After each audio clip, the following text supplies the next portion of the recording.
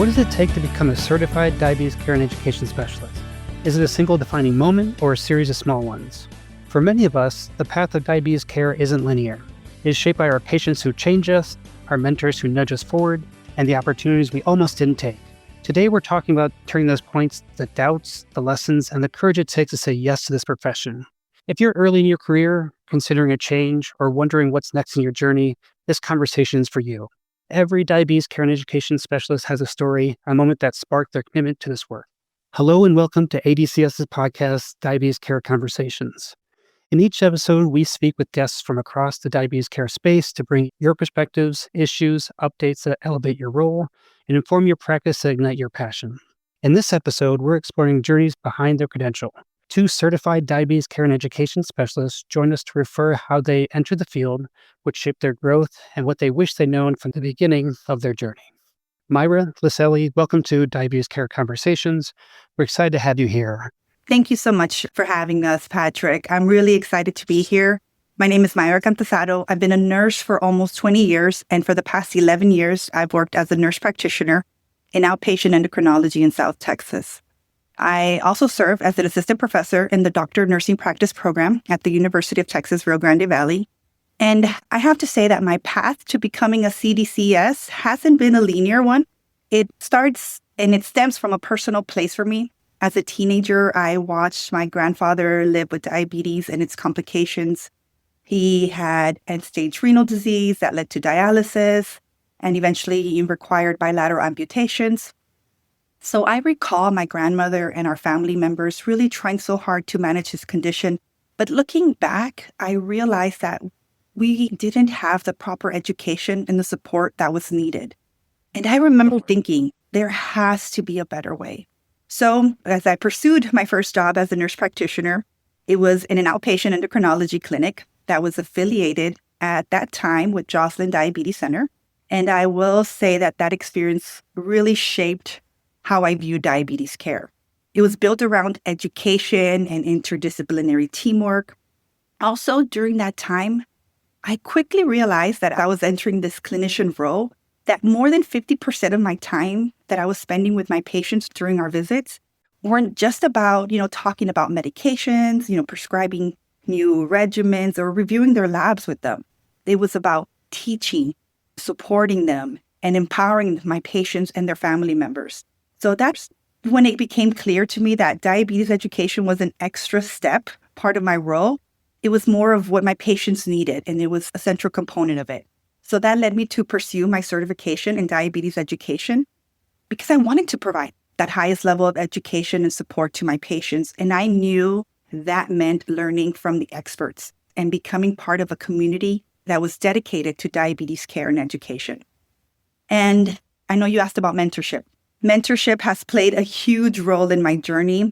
I've been very blessed and very grateful to have such an amazing colleagues who have recognized my passion early on. They've encouraged me to grow and who have opened some amazing doors along the way. So Patrick, as I look back, every step, both personal and professional, has really shaped the clinician and educator I am today. So becoming a CDCES hasn't just been about earning a credential or extra letters on back of my name. It's been about becoming the provider my grandfather and so many others living with diabetes deserve. Amazing journey, Mayra. Thank you for sharing that. Liseli. Wow, thank you for sharing that, Mayra. That's really inspirational. Funnily enough, we kind of dovetailed in the fact that I started out as a pharmacist 30 years ago. And as part of my learning in pharmacy school, we have to spend about 6 months in a hospital setting, 6 months in an outside retail pharmacy setting. And my hospital setting was at the Deaconess Health Center in Boston. And my retail setting, because I went to Northeastern University in Boston, the retail setting was at the community pharmacy that was in the basement of the Joslin Diabetes Center. And I was working with two brothers who ran this independent pharmacy, and this was back in the late 80s. They were doing clinical pharmacy and diabetes education before it had a name. And these two brothers just showed me that when somebody comes in to buy a glucometer, you don't just sell them the glucometer, you show them how to use it, or you ask them if they know how to use it. And when you're dispensing the medications at the time, it was just metformin, sulfonylureas, and insulin. That's all we had, was explaining the medications to them and also talking about diet, talking about exercise.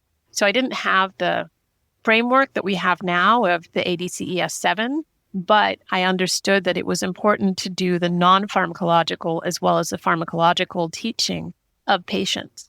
And so as a pharmacist, I just started out in retail for the first 15 years of my life as a pharmacist. And in about, I think it was like 2010, I decided that I wanted to do more than help people one-on-one. I wanted to do more with populations. So I went on to get my master's in public health, in addition to having my pharmacy degree. And as I was doing that, I was thinking more about how can I sort of codify what I knew as a pharmacist and share that with others. And that's when I met my mentor, Lisa Kroon, who is a DCES and a pharmacist. And I didn't know that pharmacists could do that. All the DCESs at the time, the term CDE, that I met were nutritionists and dietitians and nurses. I hadn't met any pharmacists. So meeting Lisa Kroon kind of sparked something in me, letting me know, oh, this is something I can do. And then Lisa helped me to figure out how to get the training and experience that I needed to be able to pass the exam in a retail pharmacy setting, which is different than what most people were doing. So for me, it was seeing people doing these things and then also learning about the certification that, again, not just, as Mayra was saying, it's not just letters after your name.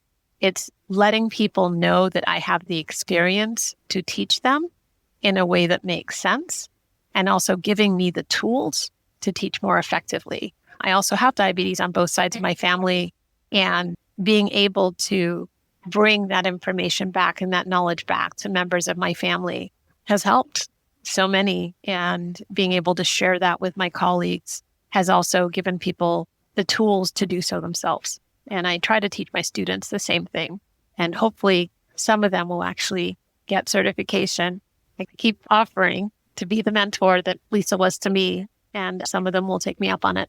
Great. Thank you, Liseli. And both of you, I'm definitely hearing, a personal story, the kind of the reach for the cred or the credential that you're understanding and kind of being able to work in the community with that, both inspiring and definitely not linear for that. So I think we kind of mentioned that before, but turns and changes with that, and, even having a inspiring individual from a mentor, from a personal story for that to really kind of make an impact in your community. So thank you both for sharing that and introducing yourselves.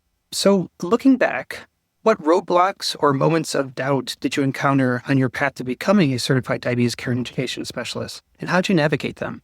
I faced plenty of roadblocks, but I can share two. One of the biggest ones at the beginning, honestly, was myself. Early in my career, I could say I struggled with what we call imposter syndrome. When I earned my CDCES certification many years ago, there weren't many nurse practitioners in my area pursuing this.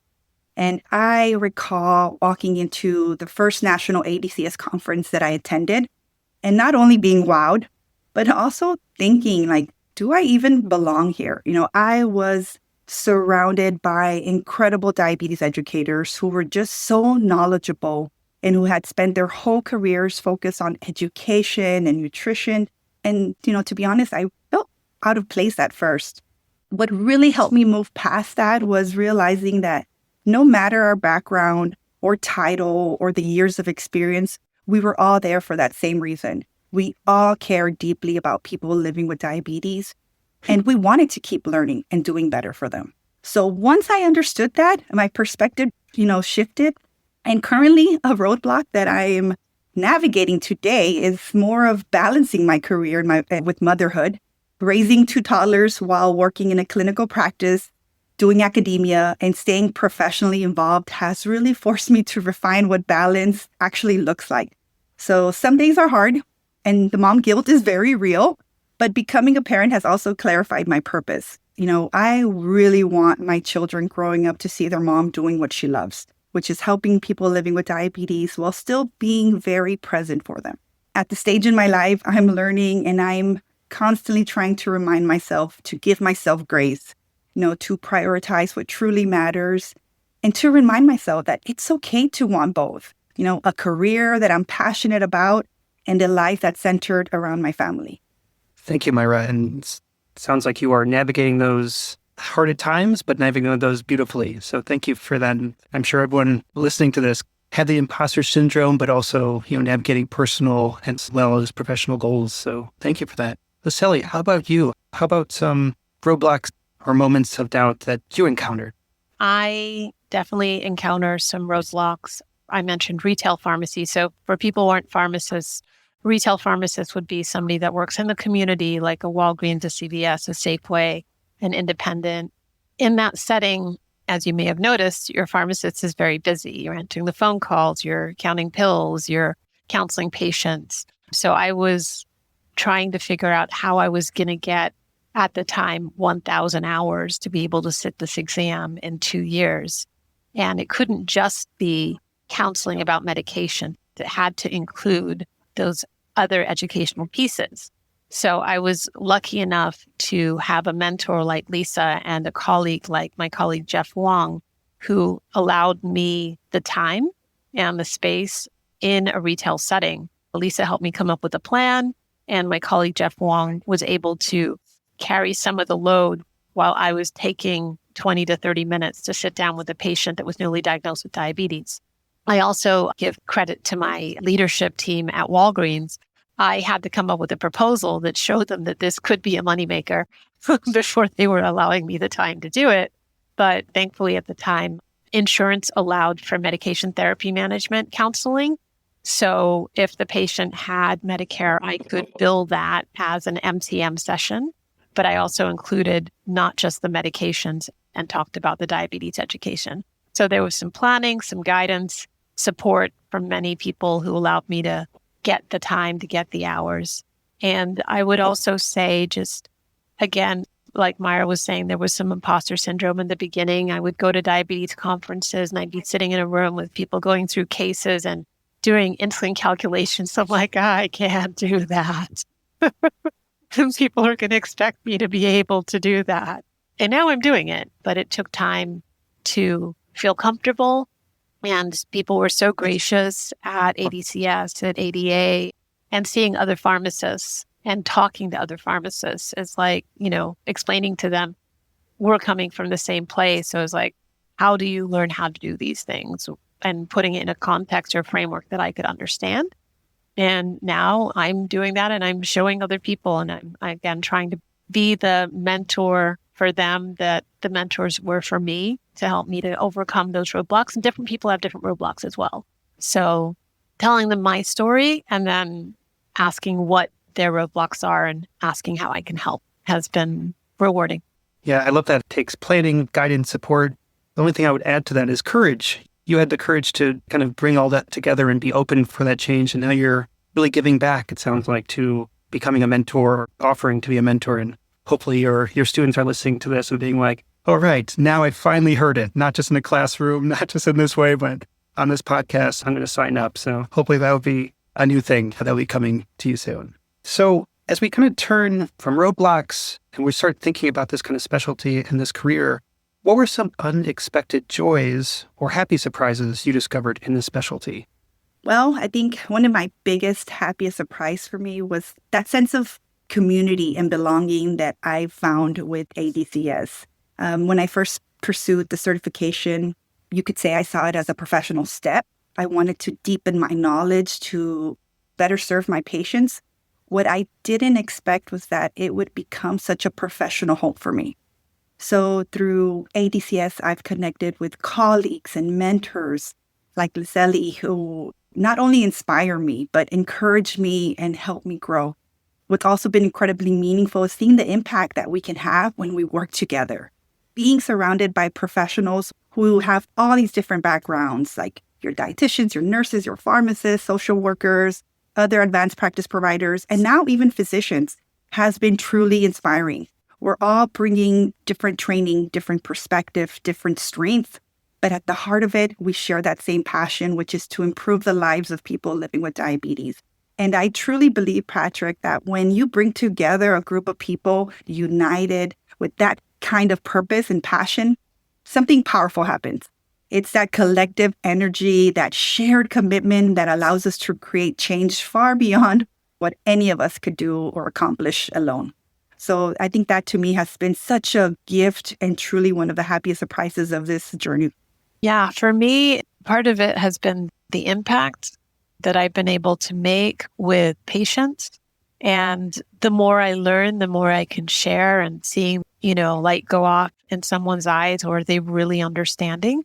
And working more towards culturally appropriate and linguistically appropriate care, specifically with diet. When I first started out, we only had the one healthy plate, and working with a multidisciplinary team, and also as we're learning more about health equity, seeing how important it is to provide culturally appropriate and specific dietary options where people like, I can still eat my traditional foods. I can still eat these foods that I grew up with. Just giving them tips and tricks about how to make them healthier has been a game changer for so many, and source of joy for me to be able to share with people, the happiness in someone's eyes. There's a grandparent who was from Hawaii, and giving them a native Hawaiian Pacific Islander healthy plate. Another person, it was in Samoan. So one side was in Samoan, the other side was in English. And he was looking at, and he's like, this is in Samoan. These are the foods that I love. I can still eat them. He was so happy. And that made me so happy. Diabetes is work. It's a lot of work. And to be able to bring some joy into that work, and food is joy, family is joy. So to be able to continue with that joy and still be healthy, to me, just brings me joy. And having pharmacists and mentors give me tips and tricks on how to include the diabetes teaching and education into a busy pharmacist's day. And sometimes I have 30 minutes and sometimes I have 5 minutes, and other people only have 5 minutes. What can you do in 5 minutes that's going to make the most impact? And being able to share that with colleagues continues to bring me joy. Happy surprises. I love that, Liseli. Sometimes working with the patient, you're just one-on-one with them, but you're really finding the joy in food and family and all their supports, and treating them as their full person, their whole being, their whole authentic self. And I love that. I could definitely, hear it in your voice in the sense of like, it's in Samoan. And, you can definitely see that with a patient. It's like, you understand me, and it really breaks down some of those barriers that might be happening there or in that way. So I love that story. And we talked a little bit about the unexpected joys. What aspects of your work, being a certified diabetes care and education specialist, feel most rewarding right now? Is it that connection with the patients or your members kind of working on that? Or is there other parts that is most rewarding for you right now? I would say both. Connecting with patients, but also connecting with other colleagues, sharing research at conferences, but also sharing information one-on-one and with the community. So I do a lot of community outreach. I will give lectures at senior centers and with national and local organizations to share about how individuals can be more healthy in their lives and either prevent diabetes or better manage their diabetes, working in a free clinic. So one-on-one and populations on the patient side and on the healthcare colleague side. Both of them are so rewarding to me. I love being in community with my colleagues and with my patients, and that sharing on a community level. So it's also having to translate in my brain. I'm talking to lay people now. I'm talking to colleagues and remembering to not use gobbledygook when I'm talking to my patients. It's been a blessing and a joy.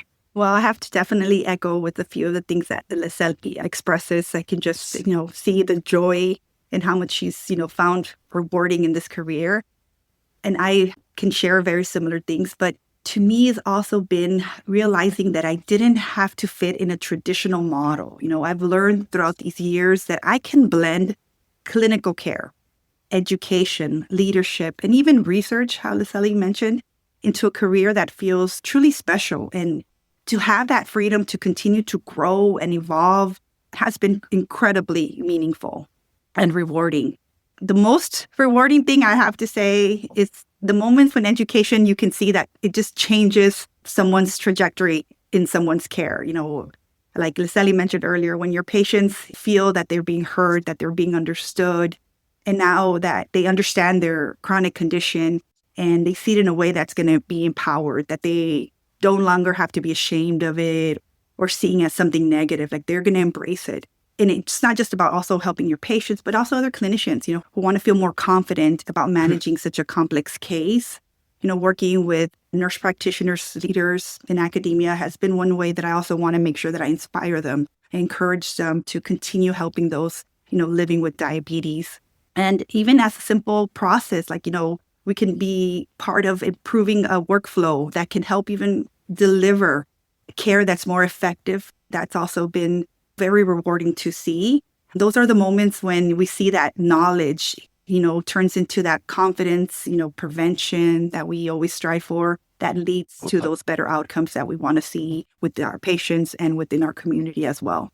I guess when it comes to outreach, very similar to Liseli, I really prioritize education that is accessible, culturally responsive. I'm Hispanic. The area where I practice and serve in South Texas, we are 90% or more. The area there is Hispanic. And also that education that is grounded in real life needs. That includes that interdisciplinary education, mentoring other clinicians who want to grow and become experts in diabetes care, and especially reaching those underserved communities. I'm very passionate about reducing barriers too. I think that's very important. Helping people receive diabetes education early on, not just after complications have developed. Because when we reach people sooner and provide the right support and tools, I believe that's truly when change can happen. Thank you, Mayra. And I love the sense of, with this specialty, you're able to kind of improve the systems, improve those workflows, reducing those barriers. Everyone's kind of lighting up in the sense of connecting with patients and seeing them. So it's not just the one-on-one, but being able to offer those quality improvement aspects of it and, again, reducing those barriers. That is great. From your perspective, how has this specialty evolved since you began? Are there any sort of emerging trends or shifts that you think that the next generation of certified diabetes care education specialists should be paying attention to with your expertise and knowledge in this field? The biggest thing for me has been the name change.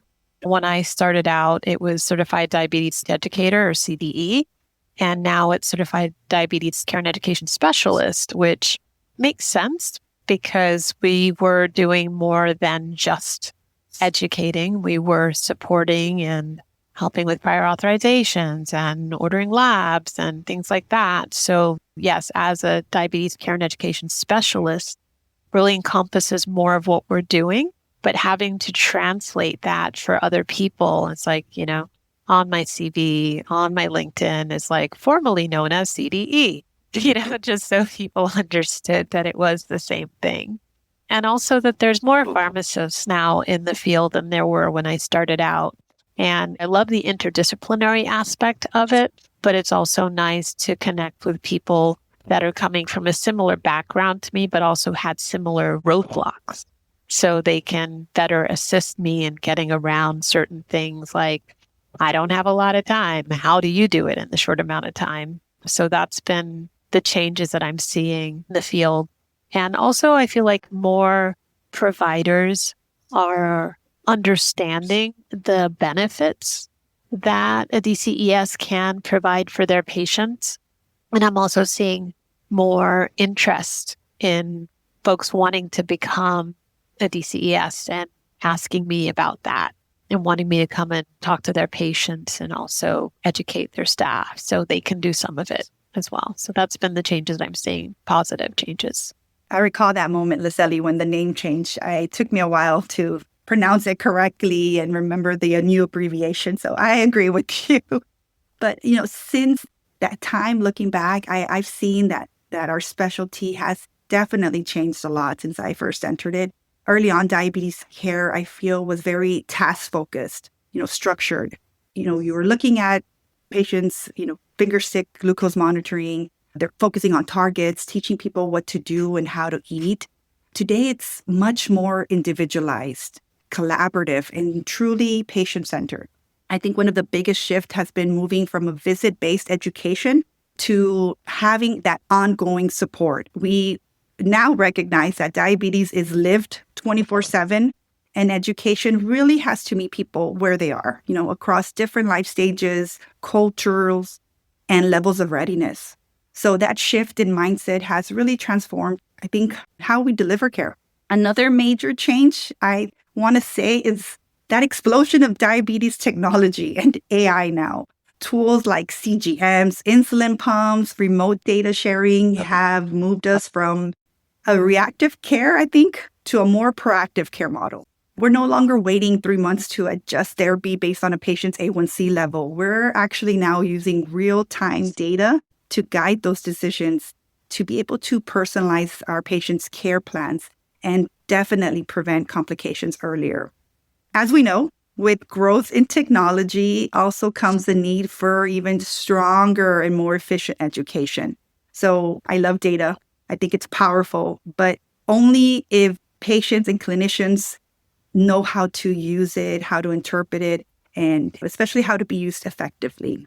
So we've seen a lot with technology having to educate our elderly population on, what these technology tools are, how they're going to improve their care has been such a big aspect of my care currently.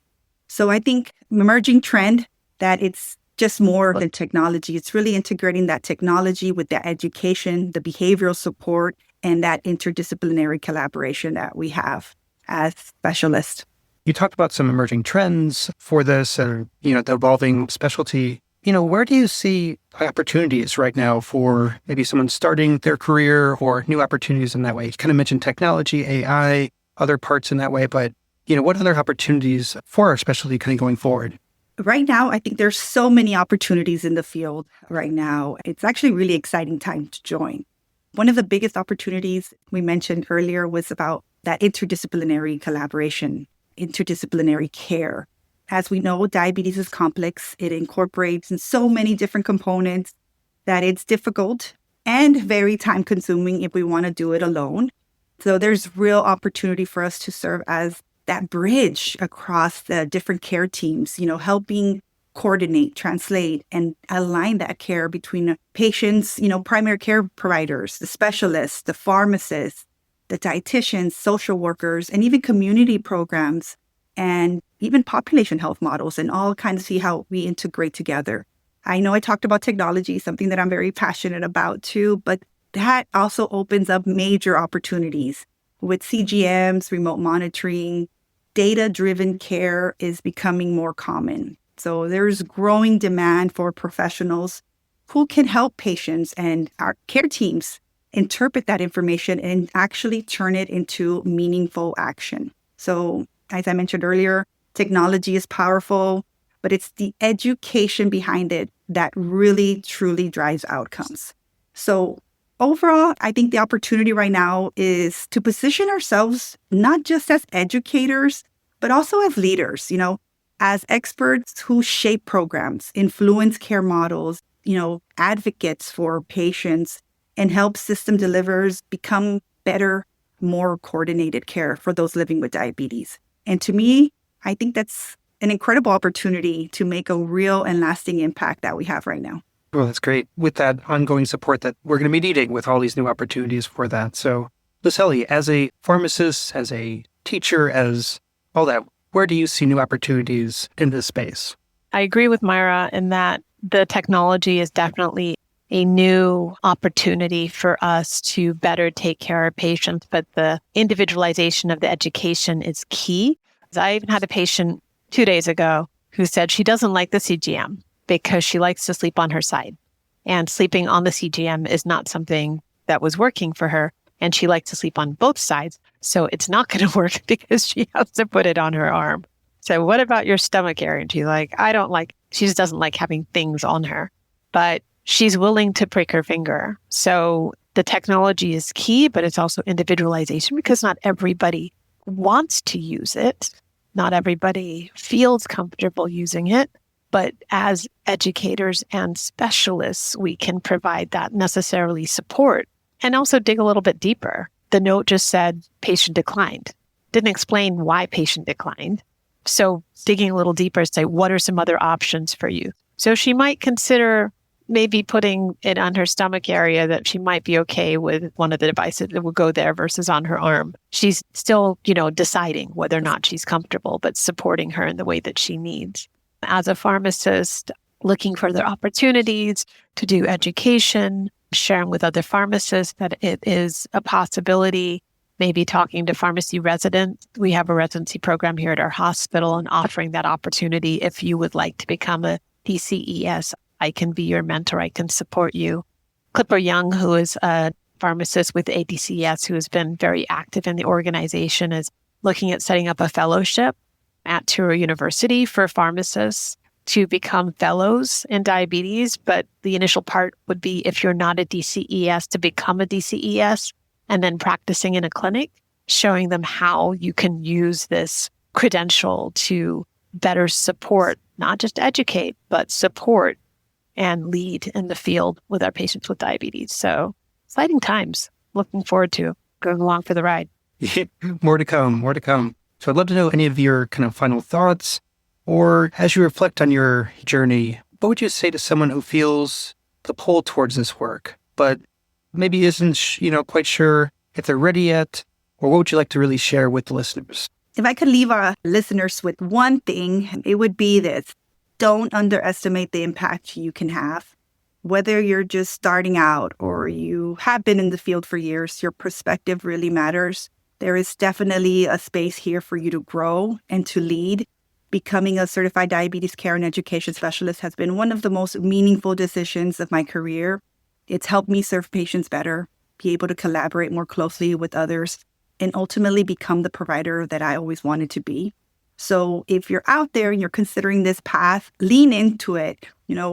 Keep learning, stay connected, get involved, say yes to opportunities. And even the ones that feel a little uncomfortable at first, trust me, that's where the growth happens. And be part of shaping the future of diabetes care. I would definitely mirror what Mayra says and kind of just take a book out of considering the Olympics are happening right now. It's like Nike says, just do it. Jump in there. Go down that hill. It's going to be an amazing ride. And it starts with one step. So take that first step, reach out to organizations like ADCES, reach out to folks in your community. If you see that somebody has the DCES certification after their name, ask them, reach out and ask them what they recommend as to your first steps. That's what I did, and that's how I got started. I would also say we need to try to advocate politically to remove the barriers to access to technology, to access to care, to access to the newest diabetes medications for all of our patients. We have so many patients in this country and around the world that do not have access to the most effective diabetes care and support. And that would be a game changer. Diabetes wouldn't be a death sentence for some. It wouldn't be weighing on the cost of the country, of the world. So there's one step at a time, but political will and human will to try to bring down those barriers and maybe get rid of prior authorization requests. Well, thank you, Mayra and Liseli, for sharing your stories with us today. Thank you, everyone, for listening to this episode of Diabetes Care Conversations and engaging with ADCES. Remember, ADCES memberships provides access to valuable resources, continuing education, meaningful networking opportunities to support you in every stage of your career. To learn more about the many benefits of membership, visit adcs.org/join or adcs.org/join. And I just want to leave you with every diabetes care and education specialist has a story. Yours is still being written. Keep learning, keep leading, keep showing up to the people in your communities who need you. And we'll see you next time on Diabetes Care Conversations.